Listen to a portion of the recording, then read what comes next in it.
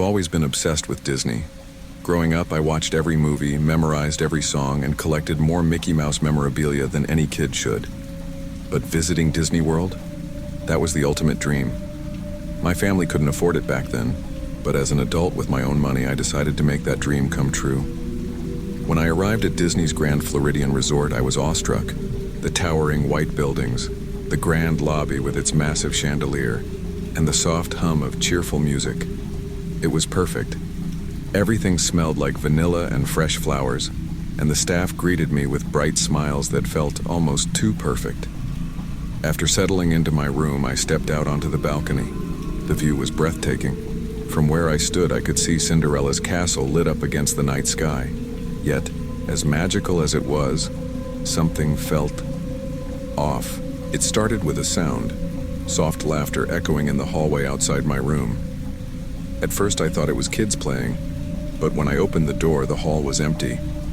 The laughter stopped abruptly, leaving an eerie silence. I shrugged it off, telling myself I was just tired. Tomorrow would be my first day at Magic Kingdom, and I needed sleep. The next morning I was like a kid again, giddy with excitement as I entered Magic Kingdom. The streets were bustling with families, music filled the air, and the smell of churros made my stomach rumble. I started my day with the classics: It's a Small World, Pirates of the Caribbean, and the Haunted Mansion. It was in the Haunted Mansion that things got strange. During the ride, one of the animatronic ghosts turned its head toward me. Not the normal programmed movement. It looked directly at me, its hollow eyes almost alive. I laughed nervously, chalking it up to a coincidence. But as I exited, a cast member leaned toward me and whispered, "Don't get lost in the dark." Their tone wasn't playful. It was almost a warning. Before I could ask what they meant, they were already helping the next group. At Pirates of the Caribbean, things only got weirder. One of the animatronics, a pirate holding a lantern, seemed to follow me with its eyes. It wasn't just me imagining it. The movement was too precise, too deliberate. My stomach churned as I hurried off the ride. By the time I got back to the resort that evening, I felt exhausted, but the laughter returned. This time it was louder and closer, almost outside my door. When I opened it, no one was there. Unable to sleep, I started researching Disney myths and urban legends. Stories of secret tunnels beneath the park popped up, known as the utilidors, used by staff to move unseen. But some accounts claimed there were areas even employees weren't allowed to access. One thread caught my eye. It mentioned animatronics behaving oddly, moving on their own, and even disappearing from rides. The post ended with a chilling message: "If you see them where they don't belong, leave immediately." The next day, I couldn't stop thinking about it. While exploring Tomorrowland, I spotted a cast member disappearing into a door marked "Staff Only." I waited until the area was clear, then slipped inside before the door shut. The air in the tunnels was heavy, and the faint music from the park above was almost inaudible down here. The utilidors weren't bustling with employees like I'd imagined. They were eerily empty, with flickering lights and a faint metallic smell. As I walked further, I noticed strange things: scratched walls, random graffiti, and old posters of Disney characters that looked faded and torn. It felt abandoned, forgotten. In one corridor, I found a small room filled with shelves of VHS tapes and binders. One tape caught my eye. Pirates, 1983 Incident. I popped it into an old TV in the corner. The footage was disturbing. The animatronics on the ride were glitching, jerking unnaturally. Then one of them turned its head completely around, looking directly into the camera. The screen went black, and scrawled across the tape were the words, "Do not show public." I put the tape back, my hands shaking. As I turned to leave, I heard footsteps echoing down the hall. They weren't hurried, but they were deliberate, heavy. I ducked into a side corridor, pressing myself against the wall. A shadow passed by, tall and humanoid, but there was something wrong about its movement. Too stiff, too mechanical. When I made it back to the surface, I felt a strange sense of relief, until I realized I wasn't alone. Near the exit, a group of cast members stood talking. One of them turned to me, and I froze. Their smile was too wide, their movements too synchronized. "Did you enjoy your little adventure?" one of them asked, their voice eerily calm. I ran. I didn't care where I was going, I just needed to get away. I ended up near Space Mountain, ducking into the shadows. My heart pounded as I tried to catch my breath. Suddenly, I felt a hand on my shoulder. I jumped, ready to fight, but it was a woman in a cast member uniform. "You're not safe here," she said, her voice trembling. "Come with me." Her name was Rachel, a former cast member who claimed she'd been fired for asking too many questions. She led me to an old, unused part of the park and opened a hidden door that led back into the tunnels. "What's going on down here?" I asked, my voice shaking. "Disney wanted perfection," she said. "They started experimenting with AI, trying to make the animatronics more lifelike. But something went wrong. Some of them, they woke up. And now, they're not just machines anymore." As we moved deeper into the tunnels, we entered a massive underground chamber filled with screens and machinery. Some of the monitors displayed live footage of the park, while others showed the animatronics. "They watch everything," Rachel said. "If they think you're a threat, they'll erase you." Before I could respond, a loud crash echoed through the room. One of the animatronics, a twisted version of Mickey Mouse, stepped out of the shadows. Its movements were jerky but purposeful, and its hollow eyes locked onto us. "Run!" Rachel screamed. We bolted through the maze of tunnels, the sound of mechanical footsteps echoing behind us. My chest burned as we reached a staircase leading to the surface. Rachel shoved me toward it. "Go!" she yelled. "What about you?" "I'll hold it off. Just don't let them find you again." I hesitated, but the sound of the animatronic closing in forced me to move. I climbed the stairs and burst out into the cool night air. I didn't stop running until I reached the parking lot. As I got into my car, I looked back toward the park. Standing at the edge of the lot was the Mickey animatronic, its hand raised in a slow, mocking wave. Now I'm writing this from a hotel miles away, hoping they can't track me here. I've thrown away my phone, deleted my social media, and I'm trying to stay off the grid. If you're planning a trip to Disney, be careful. Don't go into the tunnels, and if you ever hear someone say, "Don't get lost in the dark," listen to them. Because once you've seen what I've seen, the magic isn't the only thing that stays with you.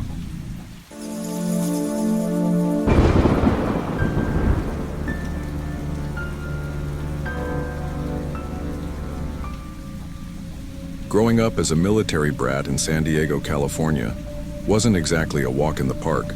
My dad, a gunnery sergeant in the Marine Corps, dedicated 25 years of his life to serving his country. And while I'm insanely proud of him, I'd be lying if I said it was easy. Most of the time he wasn't home, and when he was, let's just say discipline was his love language.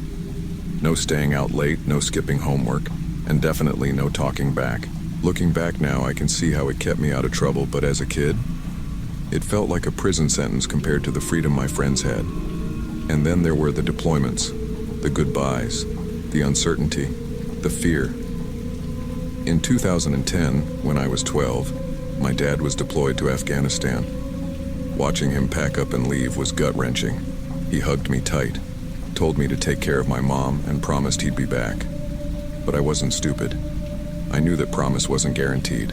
The next few months were a blur of stress and constant worry. Every breaking news report about soldiers overseas felt like a punch to the gut. My mom did her best to shield me, but I was too curious for my own good, always sneaking peeks at the TV when she wasn't looking. It was exhausting. One night, after seeing how drained I was, my mom came up with a plan. "How about a weekend getaway to Disneyland?" she asked, forcing a smile. She hoped it would distract me from the anxiety, and honestly, I was desperate for a break. The drive to Disneyland felt lighter somehow, like I could breathe a little easier just knowing we were headed somewhere magical.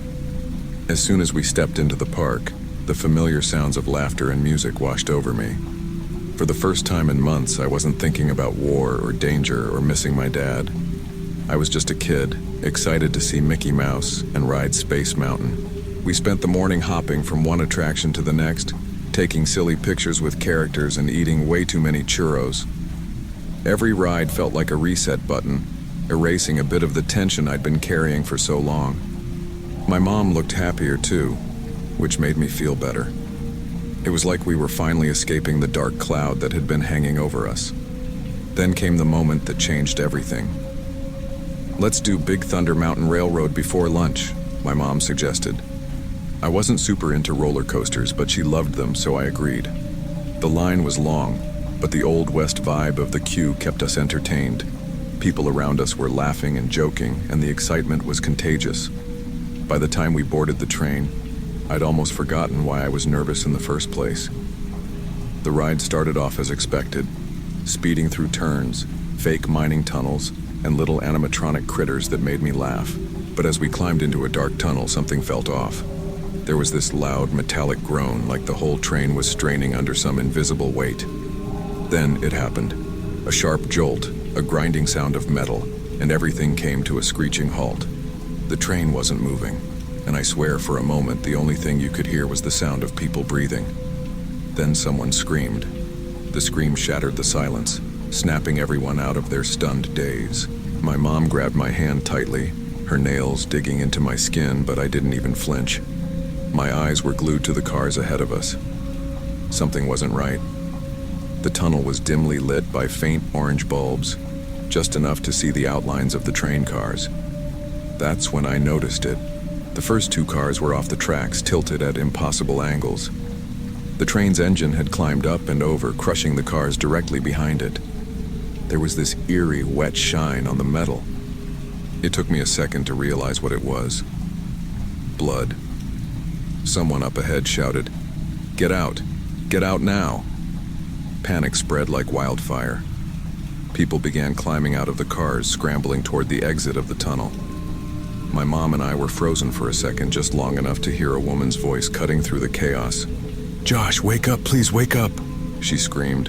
Her voice was raw, desperate. I craned my neck to see, and there she was, hunched over a limp body in one of the crushed cars. A kid, maybe a teenager, completely still. My mom pulled me. "We need to go," she said, her voice shaking. But I couldn't stop staring at the scene ahead of us. The woman was crying, rocking the boy back and forth. People were trying to help her, shouting that the paramedics were on their way. But deep down, I think everyone knew it was too late. Finally, my mom yanked me out of the seat. "Come on," she yelled. We climbed out of our car, joining the line of passengers slowly making their way through the narrow tunnel. Every few steps I heard someone crying or whispering prayers under their breath. The air felt heavy, suffocating. When we reached the front of the train, I saw the full extent of the wreck. The engine was smashed against the tunnel wall, its front crumpled like a soda can. The cars behind it were mangled, some stacked on top of each other. It was a miracle anyone survived. As we moved closer to the exit, a firefighter appeared, motioning for us to keep going. "Stay calm, stay in line," he said, though his voice betrayed his own unease. My mom squeezed my shoulder, her way of reassuring me, but I could see the fear in her eyes. That's when the whispers started.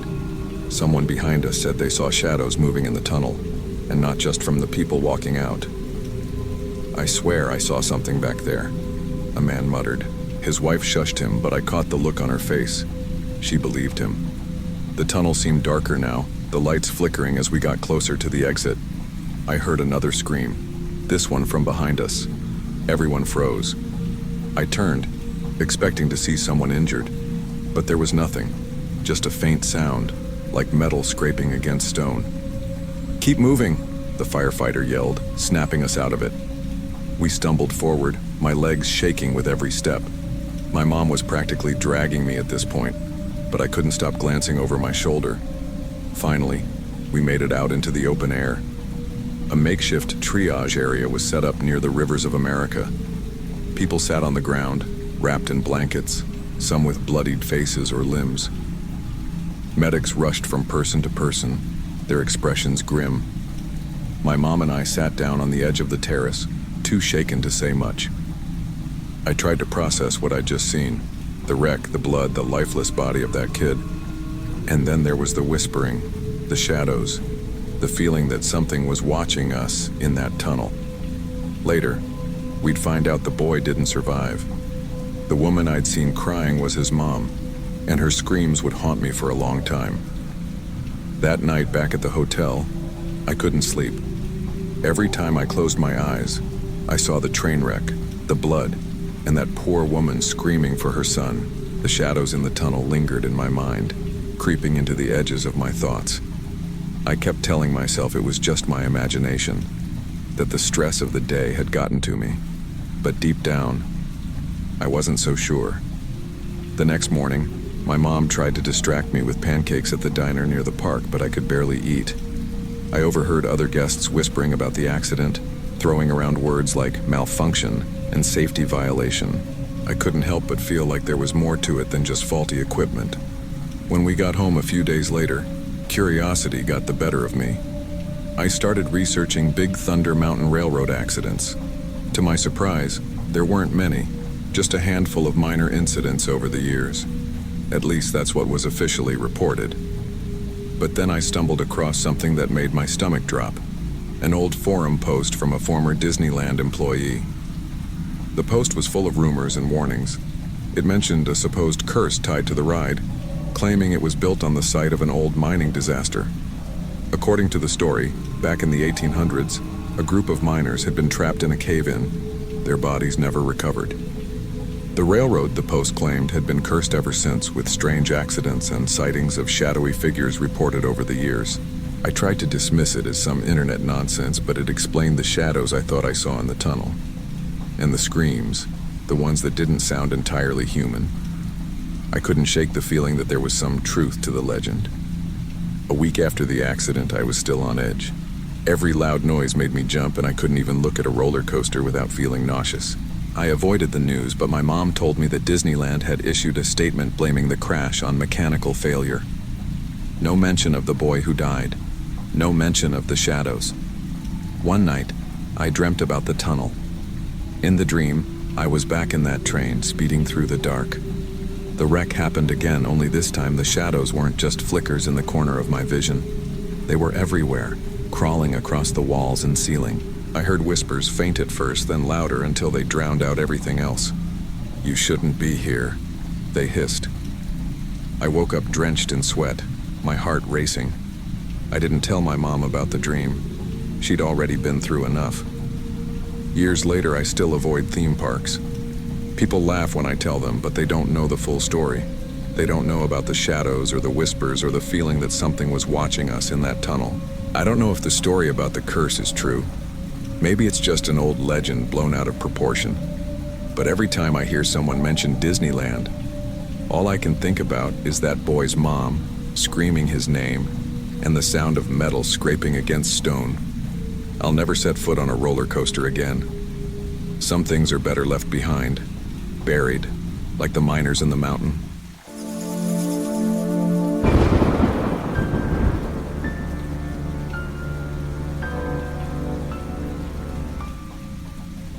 A few summers ago, my wife and I decided to finally give in to our kids' endless pleading and take them to Disney World. It wasn't just for them. Don't let me fool you. I had this vision of escaping the cold, unpredictable weather of Maine and enjoying a week of sunshine. After all, everyone deserves a little magic, right? The drive down was long and exhausting, but the excitement in the car was palpable. The kids couldn't stop talking about meeting Mickey Mouse, seeing the castle, and riding all the attractions they'd seen on TV. By the time we reached Orlando, the tropical air hit me like a wall. It was thick, warm, and smelled like adventure, or sweat, depending on how you looked at it. Our first day at Magic Kingdom felt like stepping into a dream. Main Street, USA was alive with color, music, and the smell of sugary treats. Cinderella's castle loomed in the distance, and everything sparkled under the Florida sun. The kids' eyes lit up like Christmas morning as they pointed at everything and dragged us from one attraction to the next. As the day turned to night, the park took on a new kind of magic with its glowing lights and fireworks. But just as we were leaving, something odd happened. Near the parking lot, I noticed someone dressed as Mickey Mouse. It wasn't unusual. Characters sometimes wander near the exits, but this Mickey wasn't interacting with anyone. He just stood there, watching. I shook it off. We were all exhausted and my mind was probably playing tricks on me. The next morning, we were back at Magic Kingdom, ready for another day of adventure. Main Street was buzzing with life as usual, and the kids were already planning which rides to hit first. We were near one of the gift shops when my youngest screamed, "Mickey!" and took off running. Sure enough, there he was, or at least someone dressed as him. But this wasn't the polished Mickey from the park. This one looked wrong. The costume was faded, with smudges and stains that no professional character would dare appear in.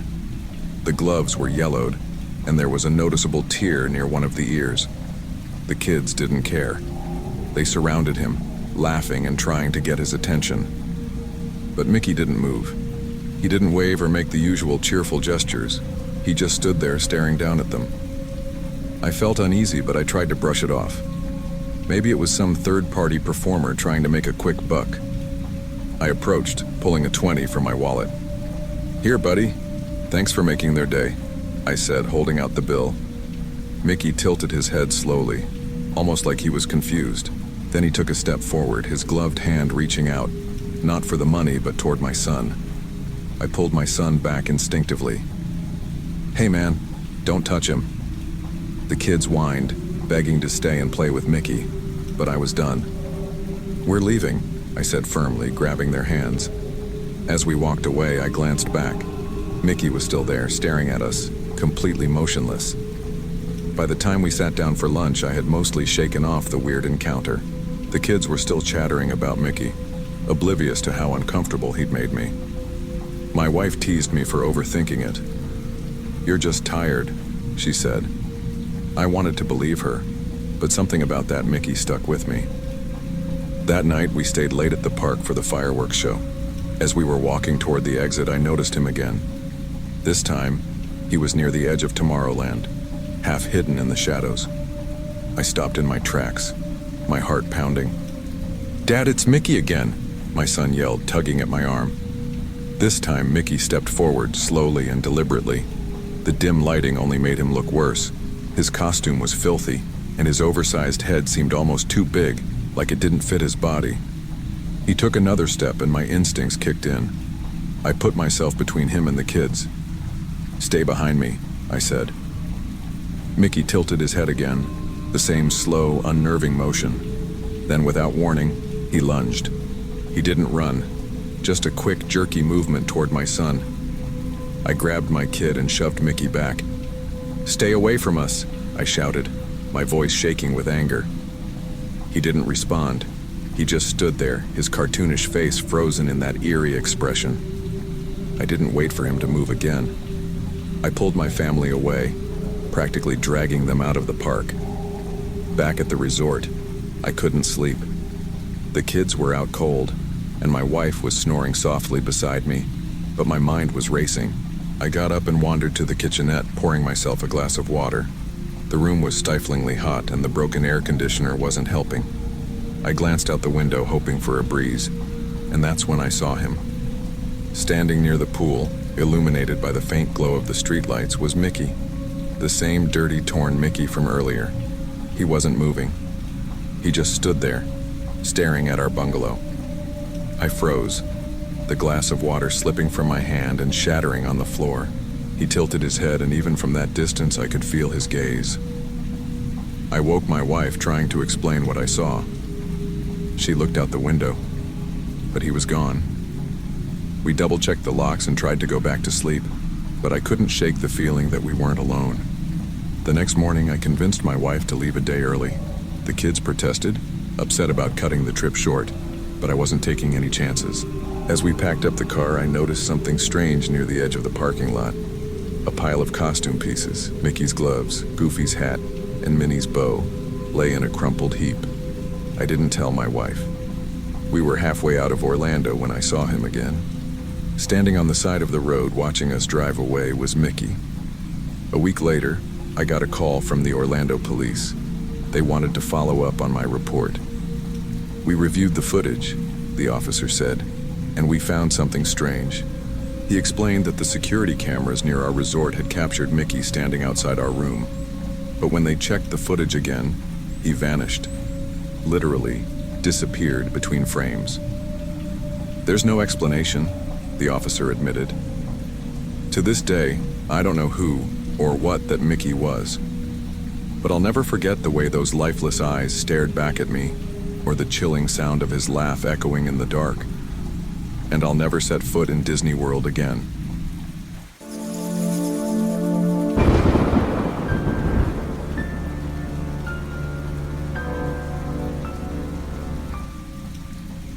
Working at Disney World had always been a dream of mine. As a kid, I thought the place was pure magic, where the lines between fantasy and reality blurred under the glow of castle lights. So, when I landed a job as a custodian at the Magic Kingdom in 1999, I was thrilled. Sure, the title sounded fancier than it was, cleaning trash cans and keeping the place spotless, but there was something special about working behind the scenes. Part of the job was interacting with guests, giving directions and answering endless questions. I'd call it 70% cleaning, 30% walking information booth. What I loved most, though, was wandering through the park before it opened. It felt like a different world, quiet and still with the promise of joy in the air. The best part of the job, though, was the people. We were a close-knit crew, more like family than co-workers. Among them was Ray, a 60-something veteran who'd been working at Disney for a year. Everyone adored him. Ray had this infectious energy, always whistling or cracking jokes. We called him Morning Ray, because no matter how early it was, he'd brighten your day. That February morning, I saw him up on the old Skyway platform in Fantasyland. The Skyway hadn't been operational for years, but the structure was still used for maintenance. Ray was doing his usual thing, sweeping and whistling a tune I couldn't quite place. "Morning, Ray," I called. "Morning, kid," he shouted back, his grin as wide as ever. It was one of those mornings where everything felt just right, until it didn't. The day started off normal enough, but by late afternoon something felt off. I was heading back to Tomorrowland when I heard it, a low mechanical hum coming from above. Looking up, I froze. The Skyway gondolas, which had been stationary for years, were moving, slowly at first, then picking up speed, as if someone had turned the system on. I brushed it off. Maybe it was a maintenance test. Still, the sight of those empty gondolas swaying above gave me the creeps. During my break, I mentioned it to a coworker. "Did you see the Skyway moving earlier?" He raised an eyebrow. "What are you talking about? That thing hasn't been operational since the mid-90s. My stomach twisted. "Maybe they're running tests?" He shook his head. "Nope, and trust me, you don't want to mess with that thing. You know the stories, right?" "What stories?" He hesitated, glancing around like someone might overhear. "A guy died up there years ago. Fell during a test run. Some people say he still haunts the place. Lights flicker, whispers, weird stuff." I laughed nervously, but his words stuck with me. That night, as I cleaned Tomorrowland, I couldn't shake the feeling that someone, or something, was watching me. The next evening, I was back at Tomorrowland. The air felt heavier, like a storm was coming, but the skies were clear. I saw Ray again, up on the Skyway platform, sweeping and whistling like always. I walked over, trying to shake the unease from the day before. "You good up there, Ray?" "Always, kid," he said, flashing his usual grin. We chatted for a bit, joking about how the platform was haunted. Ray wasn't the superstitious type, and honestly, neither was I. But as the night dragged on, the strange feeling in my gut grew stronger. Then it happened. The gondolas started moving again, this time faster and more erratic. Ray and I both froze, watching as they swayed violently along the track. Ray? You seeing this?" "Yeah," he said, his voice uncharacteristically serious. The lights on the platform flickered, casting eerie shadows. And then came the whispers. Soft at first, like the wind, but growing louder. "We need to get out of here," I said, my voice shaking. Ray nodded but didn't move. "Someone's got to check the controls, make sure this thing doesn't go haywire." Before I could stop him, he stepped into the control booth. I waited at the base of the platform, every muscle in my body tense. The gondolas creaked and groaned. the whispers growing into a cacophony of voices. Then I heard Ray yell from the booth. "What the hell?" He stumbled out, his face pale. "It's not responding. The system's..." Before he could finish, one of the gondolas came barreling down the track, heading straight for him. "Ray, move!" I screamed. He tried to dodge, but the gondola clipped him, knocking him off balance. He grabbed onto the edge, dangling high above the ground. I sprinted toward the platform, my heart pounding. "Hold on, Ray." "I'm trying," he shouted, his grip slipping. The gondola jerked again, and Ray lost his hold. He fell, his body twisting as he plummeted toward the flower beds below. Time seemed to slow as I watched him hit the ground with a sickening thud. I ran to him, my chest tight with panic. Ray was alive, but barely. Blood trickled from his mouth, and his breaths were shallow. "Help's coming," I whispered, tears streaming down my face, and then I saw it. A shadowy figure stood on the platform watching us. Its form was indistinct, like smoke caught in the shape of a person. I blinked, and it was gone. Ray didn't make it. He died in the hospital a few hours later. The doctor said the trauma was too severe. The park called it a tragic accident, but I couldn't accept that. I knew what I saw. I knew it wasn't just bad luck. The whispers didn't stop after that night. If anything, they got worse. I started hearing them everywhere. In the break room, on the way to work, even in my dreams. I wasn't the only one. Other custodians mentioned strange occurrences around the skyway. Lights flickering, cold spots, and always, the whispers. Desperate for answers, I started digging into the park's history. That's when I found out about the worker who had died years ago, falling in almost the exact same way as Ray. One night I confronted an older cast member about it. "You should let this go," he said, his voice low. "That platform's cursed. Always has been." He told me the rumors, that the worker's spirit was trapped there, reliving his death over and over. And now it seemed Ray had joined him. The whispers were unbearable by my next shift. I knew I had to face whatever was happening. That night I headed straight for the skyway. The air grew colder as I approached, each step heavier than the last. The gondolas were still, but the platform felt alive, buzzing with energy. I climbed the stairs, my breath visible in the freezing air. The whispers surrounded me, growing louder with every step. "Ray?" I called out. "If you're here, I'm sorry. I should have done more." The lights flickered, and then I saw it. The shadowy figure standing at the edge of the platform. It turned toward me, and for the first time I saw its face. It was Ray, or at least something that looked like him. "Ray?" I whispered. He didn't respond. He just stared at me, his eyes filled with pain.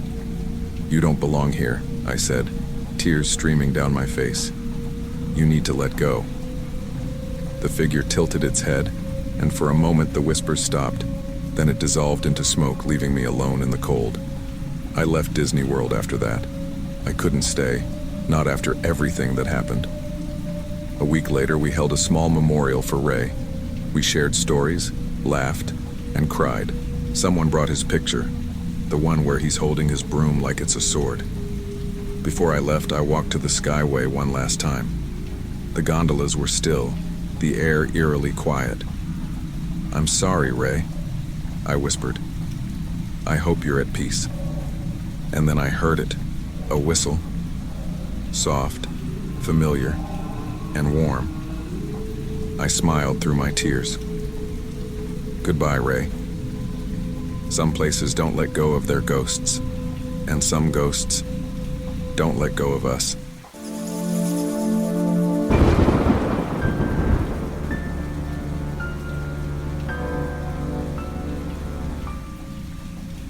It was the summer of 2001, and I remember it like it was yesterday.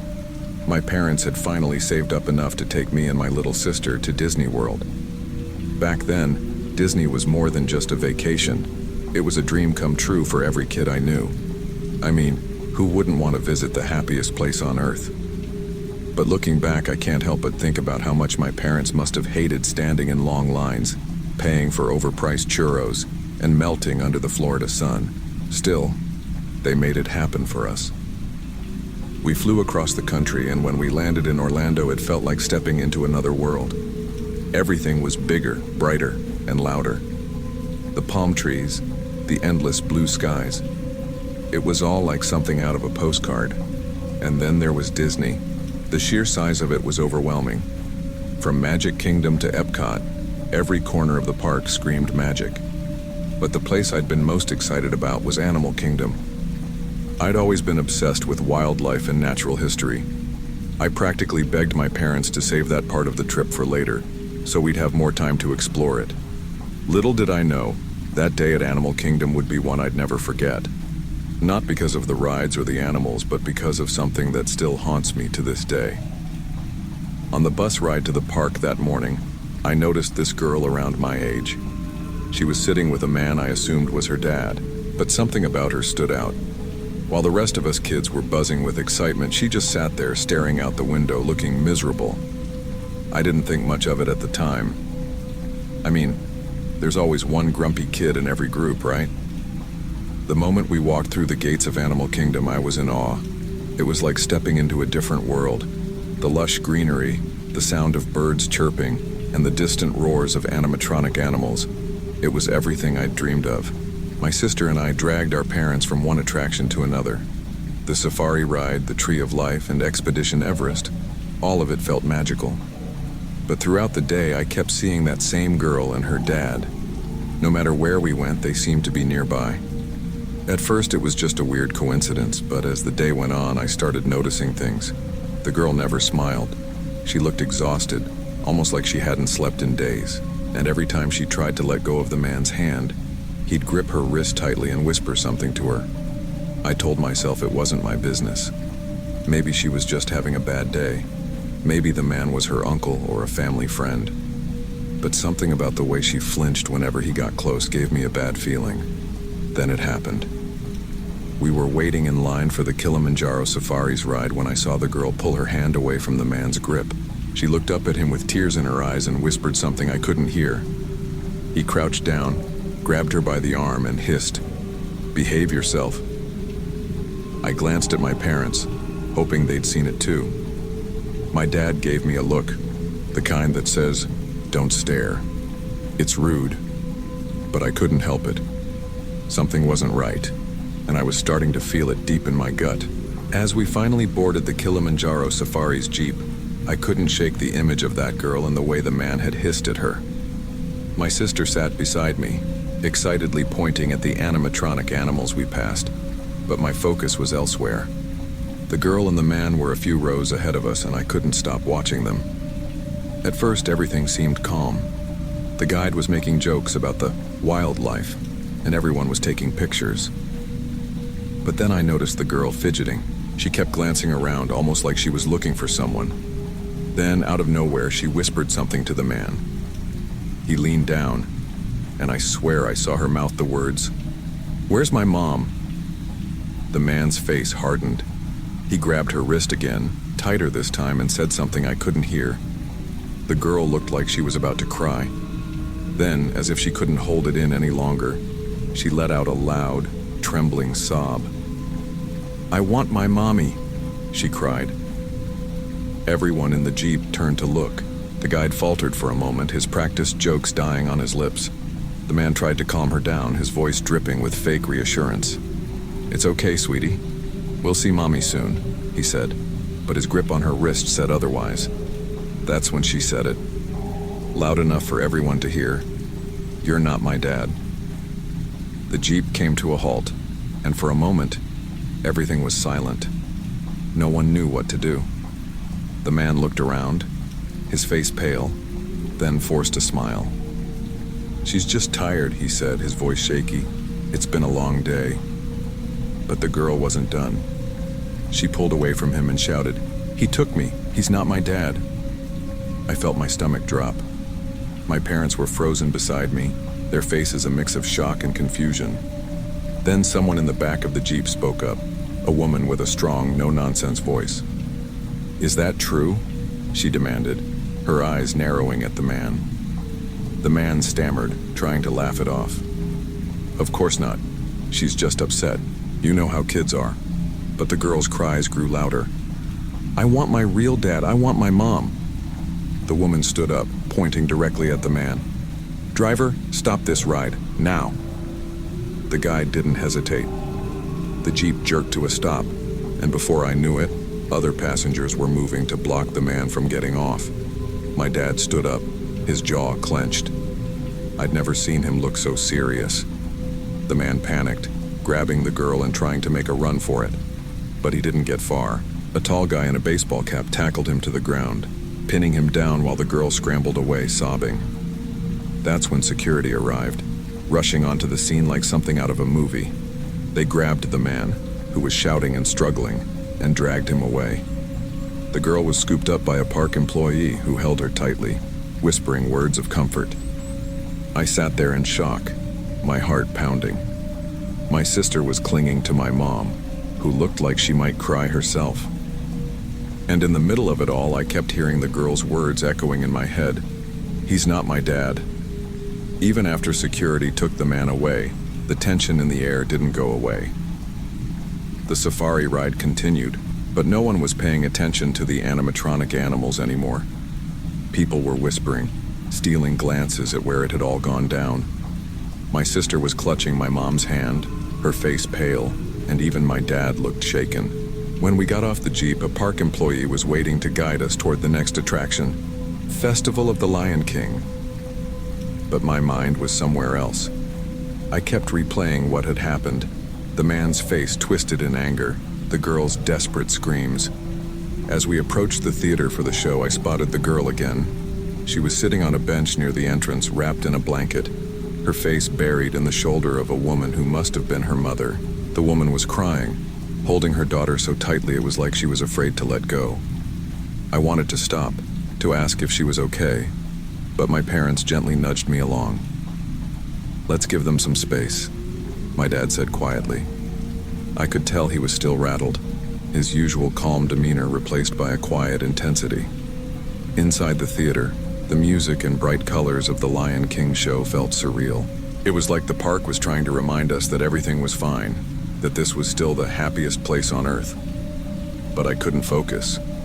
My mind kept drifting back to that man, to the way his face had contorted when the girl called him out.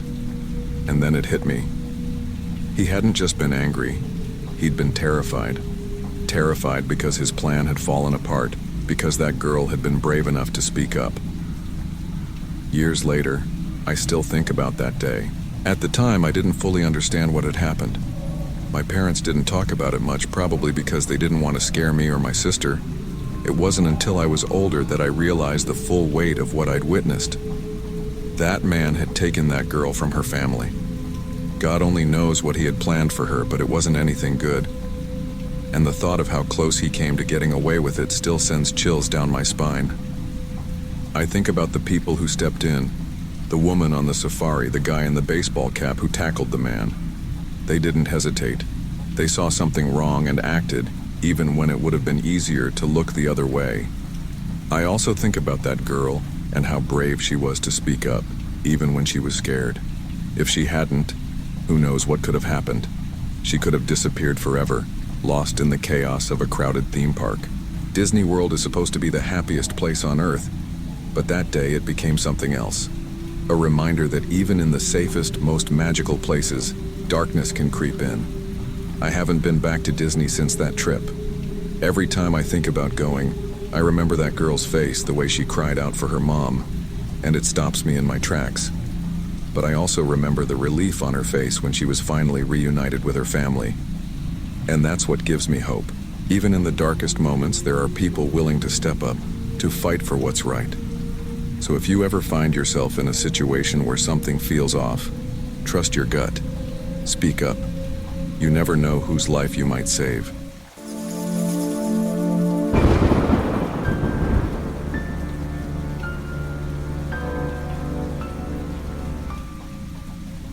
I never wanted to go to Disney World that summer.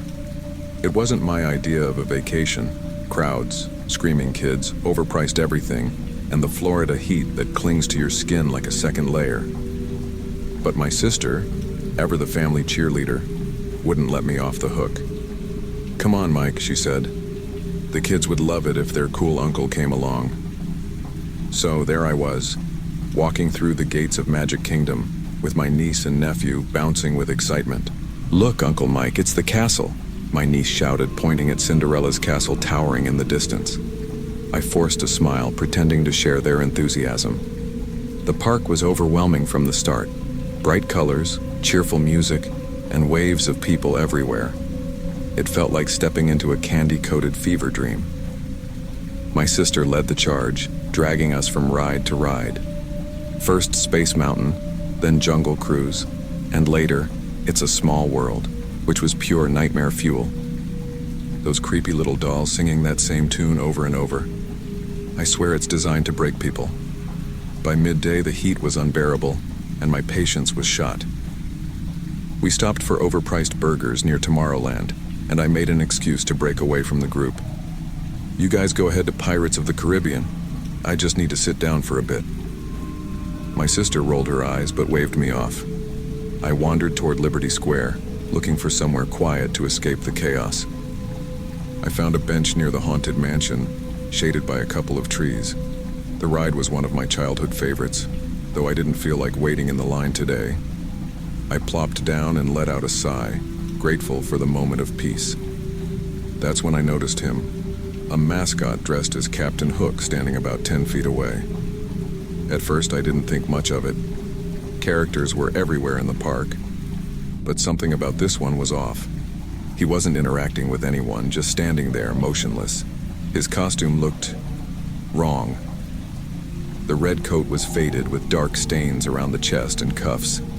The white ruffles at his neck were stiff and yellowed, like they hadn't been washed in weeks. Even his hook looked dull, with bits of grime stuck in the crevices. I figured he was just on break.